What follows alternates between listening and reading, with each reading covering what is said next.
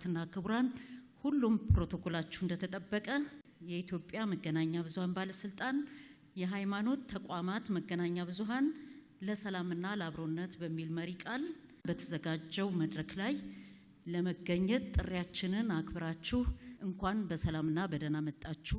የሃይማኖት ተቋማት መገናኛ ብዙሃን ለህብረተሰቡ በተለይም ለሃይማኖቱ ተከታዮቻቸው ተደራሽ በመሆን ሃይማኖታዊ አስተምሯቸውን ከማድረስ ጎን ለጎን እንደ አብሮነት፣ መረዳዳት፣ እህትና ወንድማማችነት፣ ፍቅር፣ ሰላም፣ ልማትና መሰል የሁሉም ሃይማኖቶች የጋራ ሴት የሆኑትን ሃይማኖታዊ ተግባራት በማህበረሰቡ ዘንድ በማስረጽ ረገድ ሰፊ ሚና በመጫወት ላይ ይገኛሉ።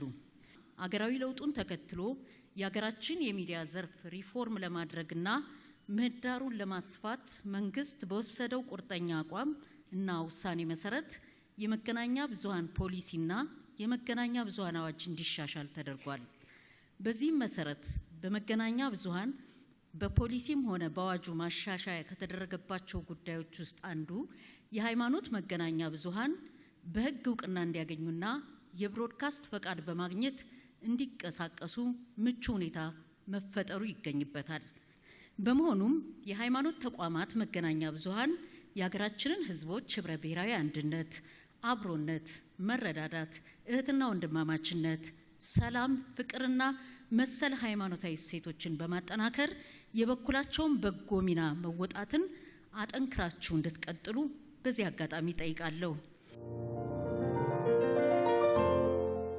ክቡራትና ክቡራን፣ የሃይማኖት ተቋማት ከፈጣሪ የተሰጣቸው የፍቅር፣ የሰላምና የርህራሄ ትምህርት ለተከታዮቻቸው የማስተላለፍ ታላቅ ኃላፊነት አለባቸው። የሌላውን ሃይማኖት የሚያንቋሽሽ ወይንም ለግጭት የሚጋብዝ ንግግር ከሃይማኖታዊ ስነ ምግባርም ሆነ ከህግ አኳያ ተቀባይነት የለውም። እኛ የሃይማኖት አባቶችና መሪዎች ለምንመራው ህዝብ ሰላምን የመስበክ ብቻ ሳይሆን ሰላምንም የማየት ሰማያዊ ምድራዊ አደራም አለብን።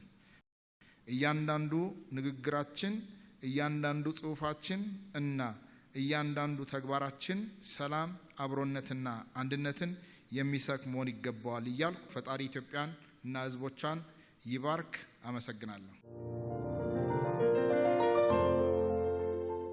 መጀመሪያ የምናየው የሃይማኖት መገናኛ ብዙሃን ትርጓሜውን ነው።